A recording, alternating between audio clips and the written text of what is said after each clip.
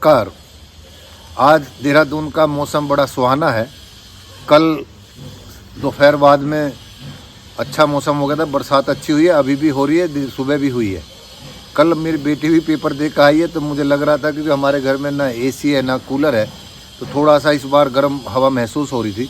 मैं वो आएगी वैसे भी दिल्ली की गर्मी से तो वो कहेगी पापा सेम स्थिति यहाँ पर है तो फ़ायदा कुछ हुआ नहीं, लेकिन प्रकृति की अनुकंपा हुई और मौसम बड़ा सुहाना हो गया।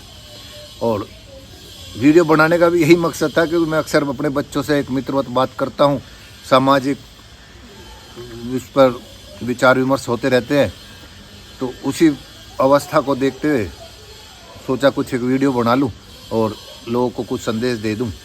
क्योंकि अब सरकार बन चुकी है तो इसमें दो पहलू हम वे लोग देख लें जो एक तरफा धन के पीछे भागते हैं।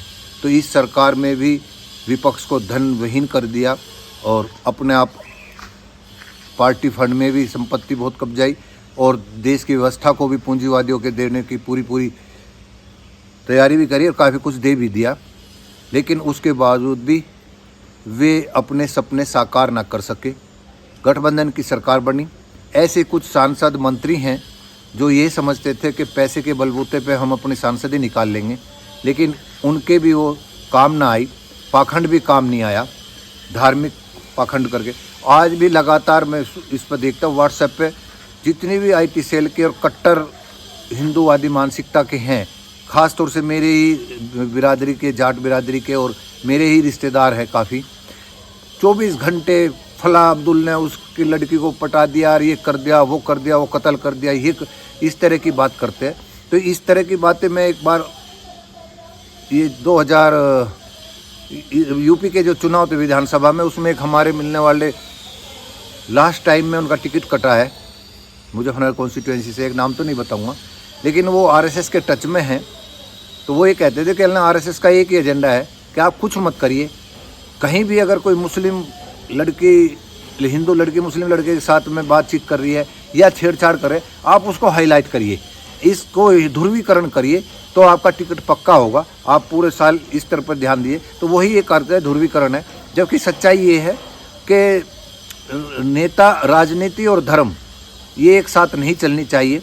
और धर्म के आधार पर जिन देशों ने या धर्म के आधार पर जो विस्तारीकरण हुआ, कहते हैं भाई इस्लामिक विस्तारीकरण हुआ, दुनिया में 58 देश है या ज़्यादा है, तो वो इसलिए हुआ था कि जो उस समय की व्यवस्था के मालिक थे, धार्मिक और राजसिक और सामंती लोग, वे अपनी प्रजा पर इतना नस्लीय भेद, गुलाम बनाकर रखते थे, आर्थिक और सामाजिक रूप से वंचित रखते थे बहुतात को। उस अवस्था का उन्होंने फ़ायदा उठाया, आओ हम तुम्हें सम्मान देंगे, हम अपने मस्जिद के दरवाजे तुम्हारे लिए खोल देंगे, हम आपके साथ बैठ के खाना खाएंगे, छुआछूत नहीं करेंगे। उससे रातों रात, दिनों दिन वही लोग इनकी ताकत बन करके, जैसे तैमूर जब 1398 में यहाँ पर आया, उसके साथ में दिल्ली के आसपास के जो अछूत वर्ग था, जिसे हम चमार कहते हैं, दलित कहते हैं, वो 1 लाख के करीब उसके तैमूर के साथ लग करके दिल्ली को फतेह कराया और वो फिर उन्होंने इस्लाम स्वीकार किया।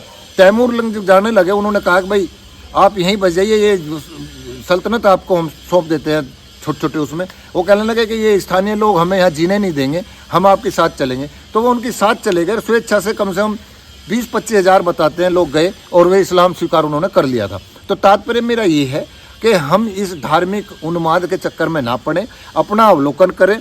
ये कुछ लोग कह देते हैं कि आप इस्लाम के बारे में बोलिए, मैं ये कहता हूँ इस्लाम में भी अब 12 करोड़ लोगों ने इस्लाम छोड़ दिया है और वे इसकी धज्जियाँ उड़ा रहे हैं जो इनमें खामियाँ हैं। और जल्दी ही जो अरब का सुल्तान है, जहाँ मक्का, जहाँ से इनका वो चलती है सारी धार्मिक गतिविधियाँ, उसमें भी वो लिबरल हो रहे हैं और कुछ आयतें बता रहे हैं बहुत जल्दी हट जाएंगी।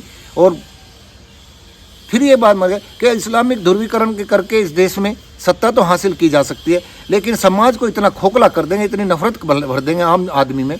आप ये आम आदमी और कट्टर अंधभक्त ये विचार कर लें, किस मुस्लिम नेता ने, किस व्यापारिक संस्थान वालों ने या आपने कितने अपने साझेदारी या काम करना एक दूसरे से बंद करा। चाहे मुसलमान हो, मुसलमान भी नफरत करते हैं, ऐसा नहीं है।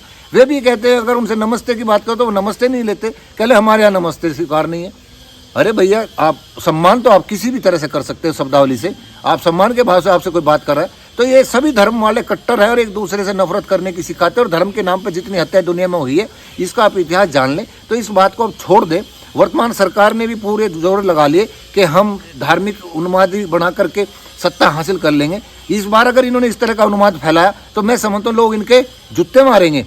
इसी अभी देखा होगा बनारस में 7 लाख से जीतने वाले को जीत के लाले पड़ गए, 1,52,000 पे आए, उसी जनता ने हराया। और इस कल परसों गए बता रहे कि वहाँ किसी ने भीड़ से जूता फेंका, उनका कमांडो गाड़ी पे से उनका जूता उठा रहा है। तो पंजाब में केवल एक किसानों ने रास्ता जाम कर दिया, कह दिया मुख्यमंत्री से बोल देना कि मैं जान बच गई। इस बार योगी के राज्य में ऐसा हुआ है, एक शब्द नहीं बोला कि जूता फेंक दिया। तो अंतोगत्वा अगर ऐसी धार्मिक उन्माद चलता रहा, ऐसी कट्टरता चलती रही तो इन नेताओं के जूते पड़ेंगे। नमस्कार।